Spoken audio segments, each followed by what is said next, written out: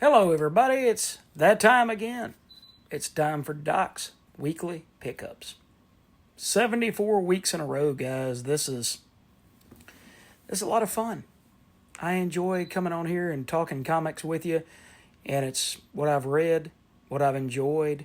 Then I always like to hear in the comments below, what do you read? What do you enjoy? What do you pick up each and every week? What are your monthly pulls?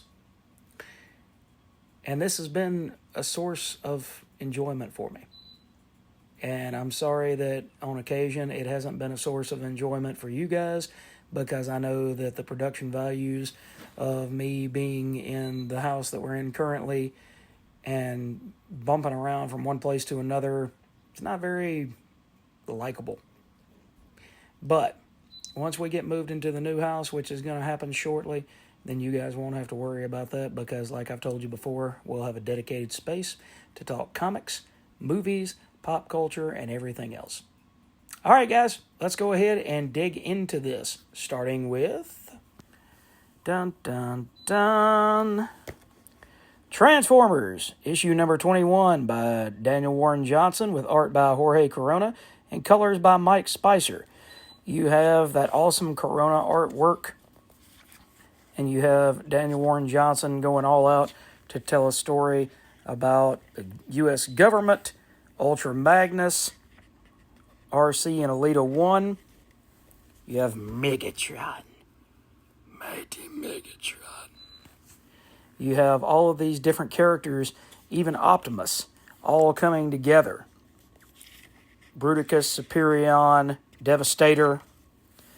It's just all out balls to the wall action that even if you weren't around at the time of the G1 cartoon, Daniel Warren Johnson gets these characters. He understands their motivation. He understands who they are, why they act the way that they act. He understands the heroism of Optimus Prime and how Prime is trying to do the right thing.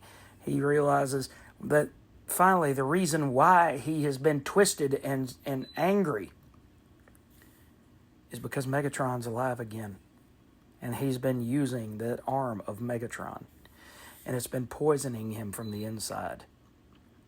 So he realizes it's got to go. And you can see the fear and the despair in Optimus's eyes. You've got to get rid of it before it takes control again. You get to see the villainy of Megatron. The damage that he does to Superion.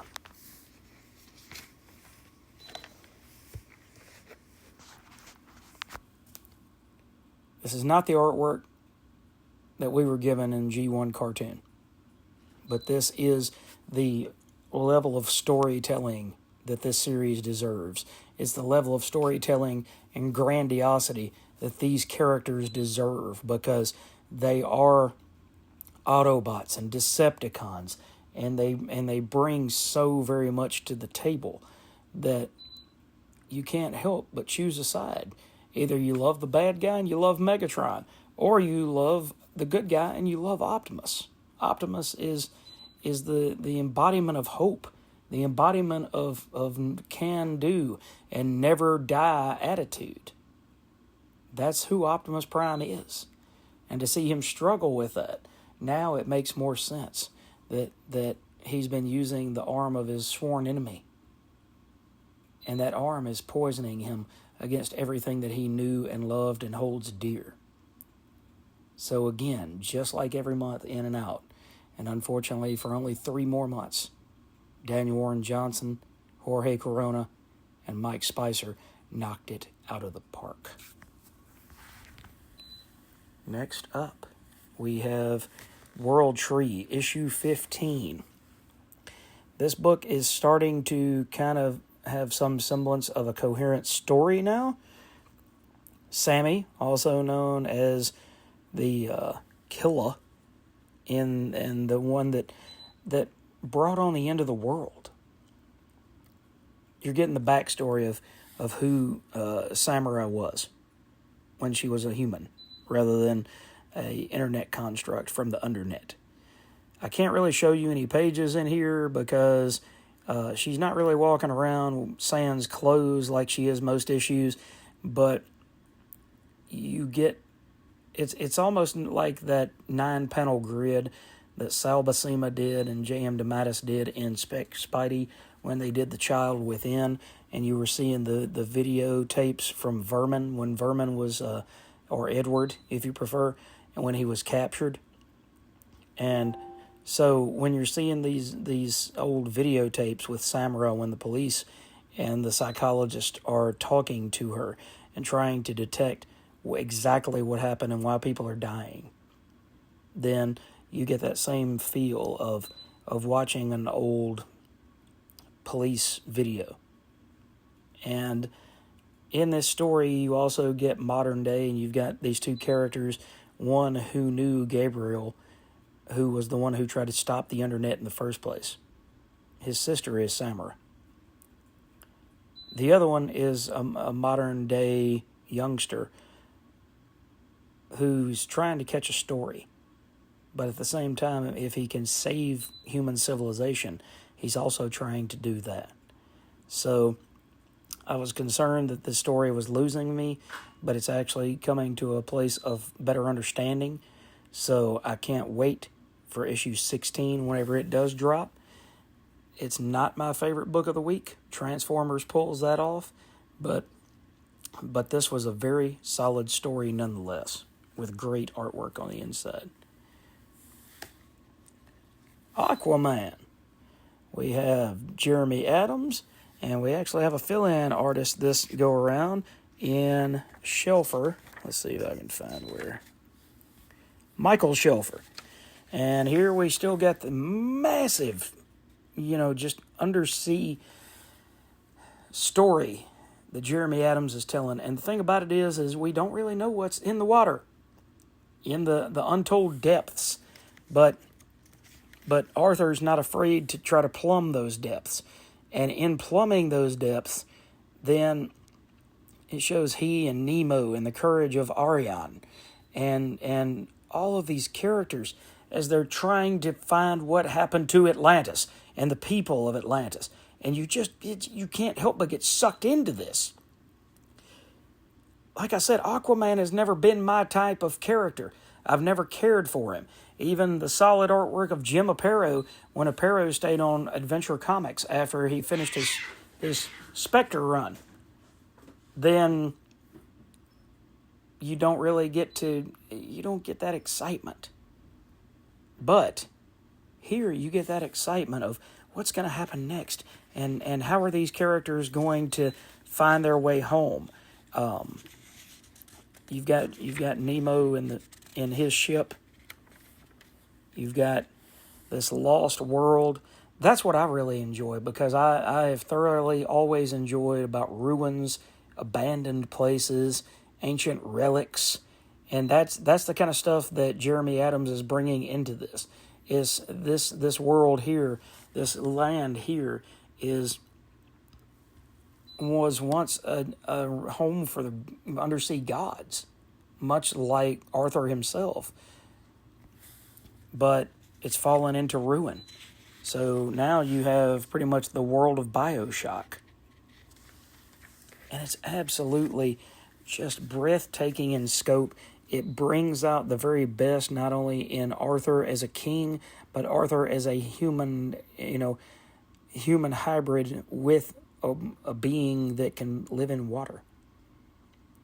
You get to see his humanity. You get to see exactly how much he loves his people, and he wants to bring his queen and his people home. And it's a story that anybody can read and really get hit by in the feelings. It'll hit you in all the feels. So, Jeremy Adams, John Timms took an issue off, but like I said, Michael Shelfer did an absolutely amazing job as a fill-in artist. This book just keeps getting better and better with each issue.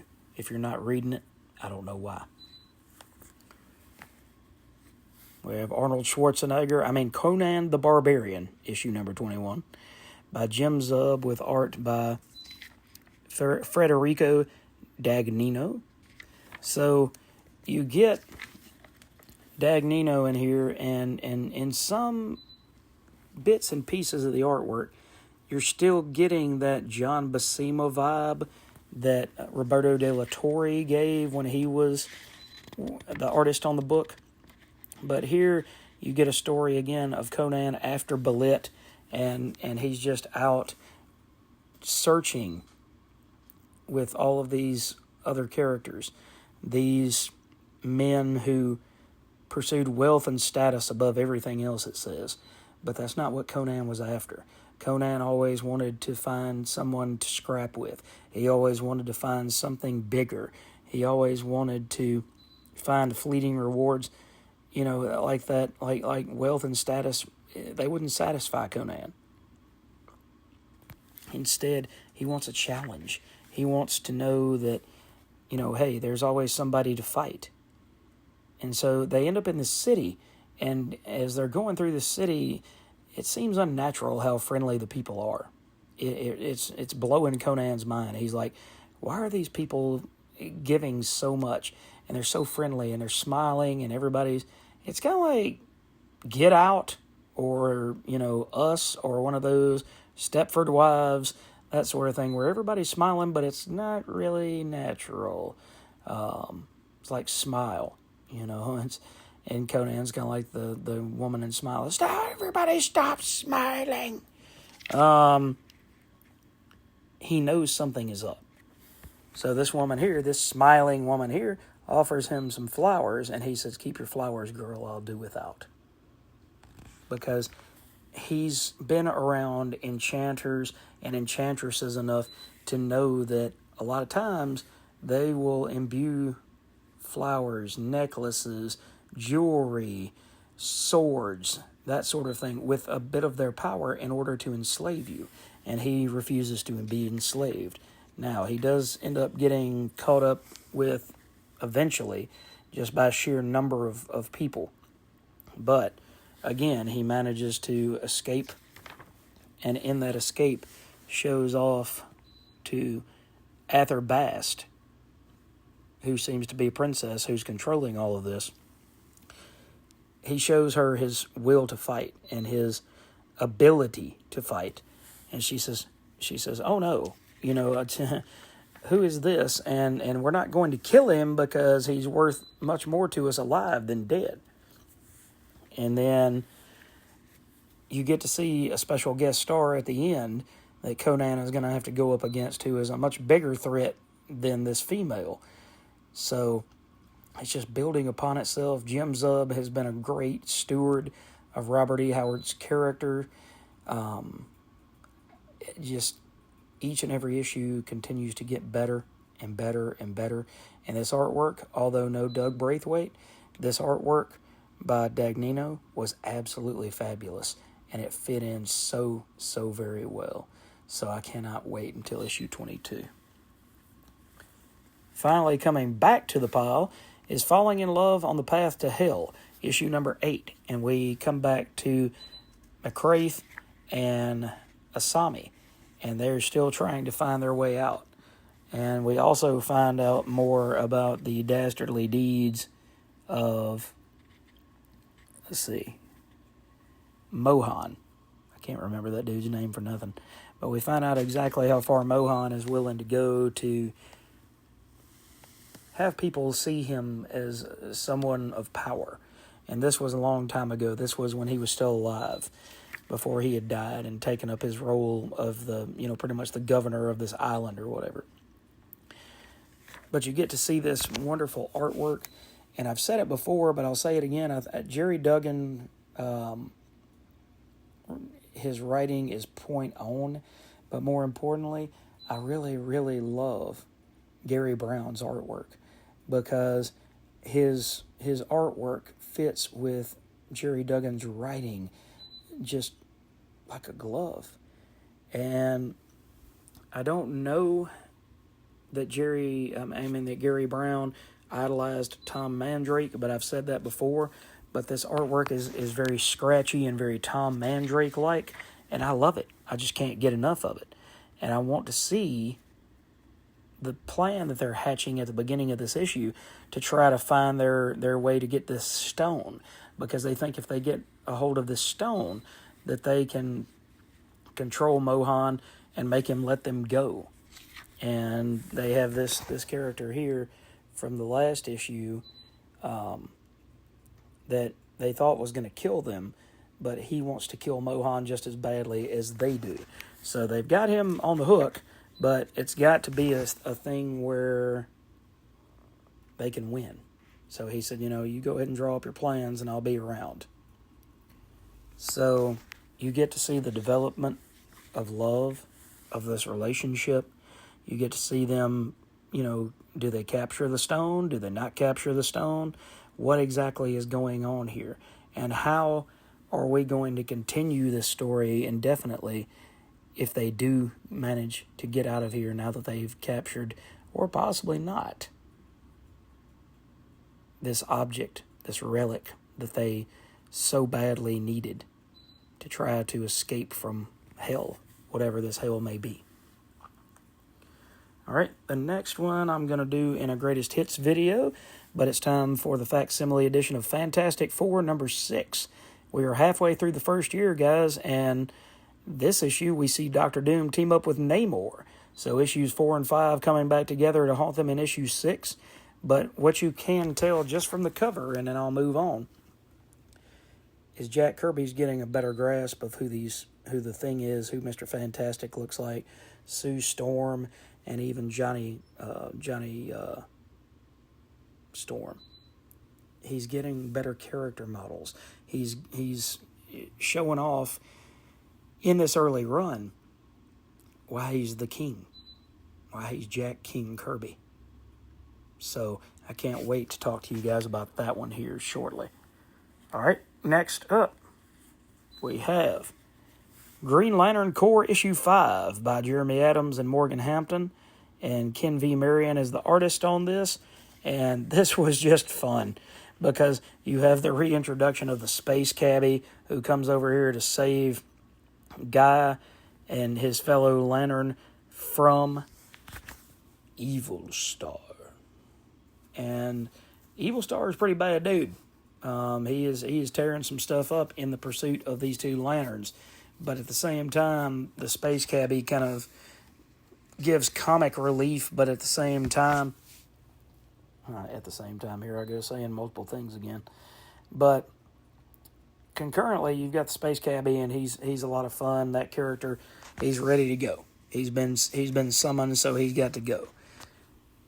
Then you have this other half of the story where you've got Simon Baz and the ones that are with him and Kelly. And it's kind of like they're having to go through like that Spider-Man story for ASM 500 that JMS wrote and John Romita Jr. illustrated, where you get this story about Spider-Man going back and defeating his greatest hits over and over and over. He's replaying his greatest hits. And this is a thing that doesn't show you your greatest failures, but instead gives you a chance to face these nightmares once and for all. You can get rid of your fear.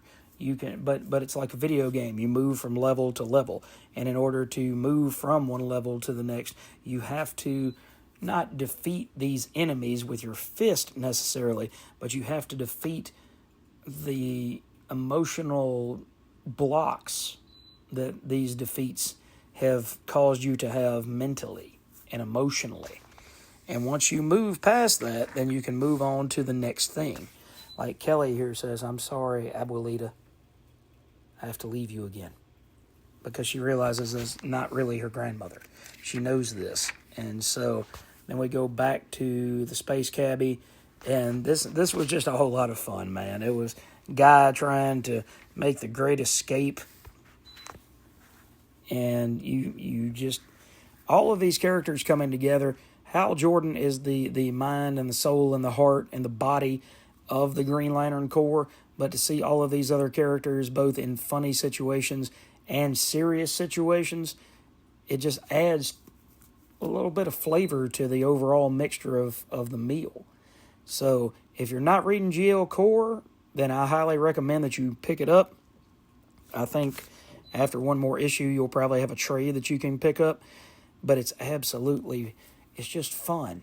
And so the first issue or two, I've kind of felt like Jeremy Adams was more hands-off.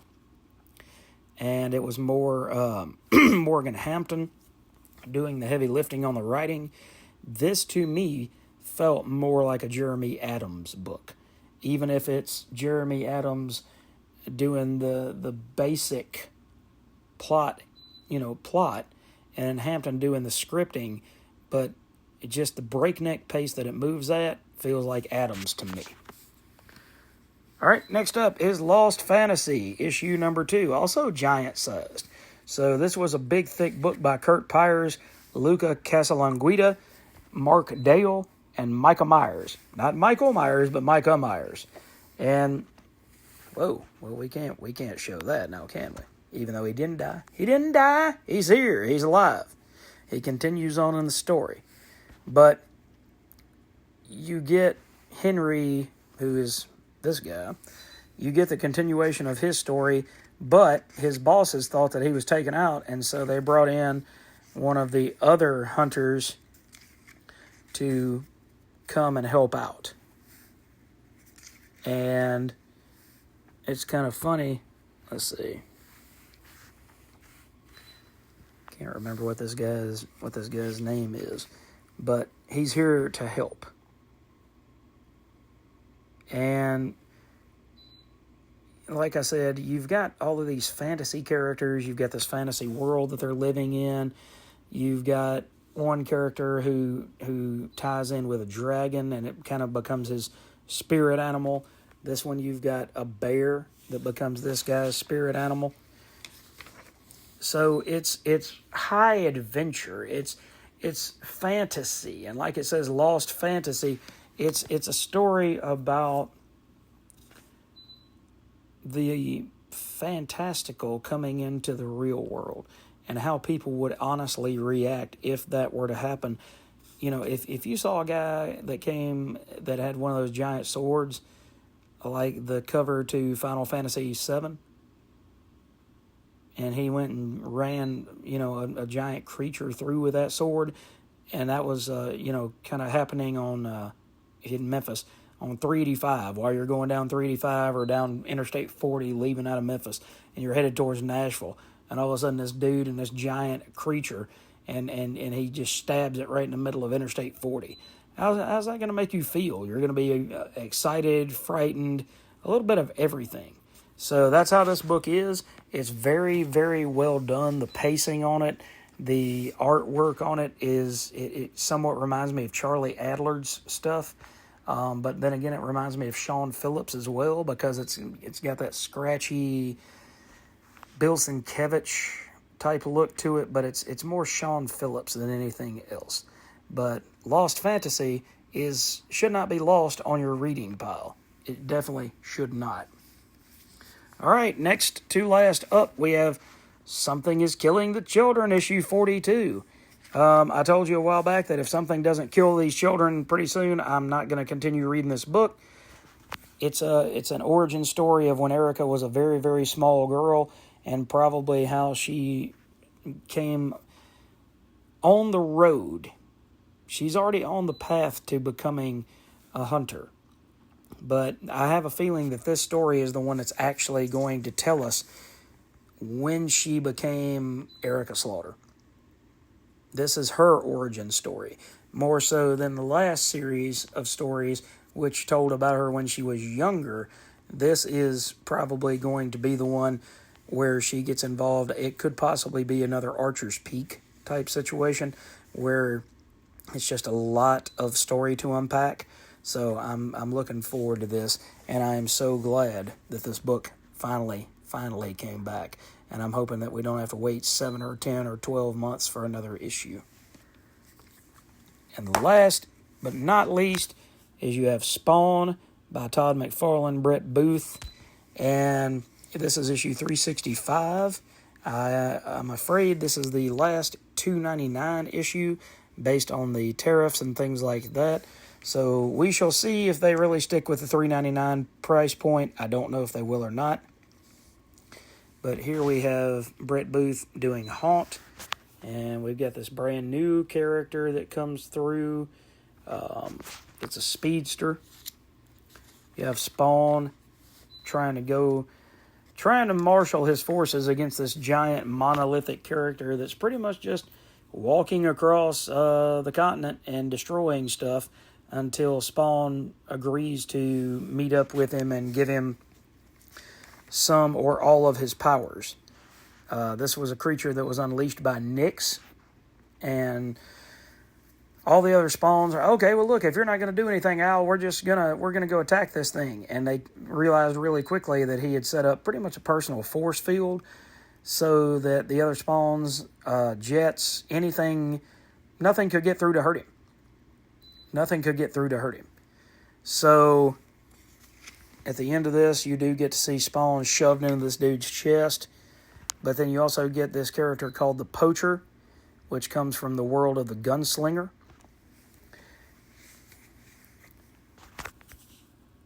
You know, I said I don't really like Absolute Batman because it's too goofy.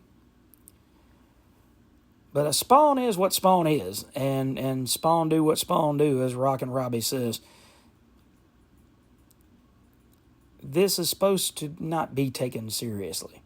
Batman, not that Batman could happen. I'm just saying, I am the Knight. I don't think anybody could actually take up the mantle of being Batman. But at the same time, Spawn is just fantastical, and it's not meant to be. It's rooted in reality because, you know, a lot of people believe in heaven and hell, but it's not meant to be taken as biblical, I guess I should say, rather than fantastical. It's meant to be a work of fantasy. It's not meant to be, well, this is how the world is going to end based on the book of Revelation. That's not how this goes. So if you really like Michael Bay levels of explosions and giant creatures that Godzilla couldn't take out, you know, walking across the earth, then Spawn might be for you. All right, guys, that is everything. So look forward to showing y'all the Fantastic Four number 6 in a Greatest Hits video. I've got another couple of videos coming up, so I hope you'll join me for them. And let's get this house put together. The sooner we get this house put together, the sooner we'll have a dedicated space to continue these conversations. And I think you're going to really, really love it because I know that I will. Thanks for joining me, guys. That's been a long video. If you've stuck around to the end, please give me a like and subscribe. This channel is hit the 200 mark, and it's always continuing to grow. But if you're not actually a member of this channel, a subscriber to the channel, please subscribe. Hit that like for me. That helps with the algorithm so that we can get these videos out to more and more people, and we can keep coming back to have more and more great conversations about the comics and the characters that we love. Thanks again, guys. Have a wonderful Wednesday, and we will catch you in the next video.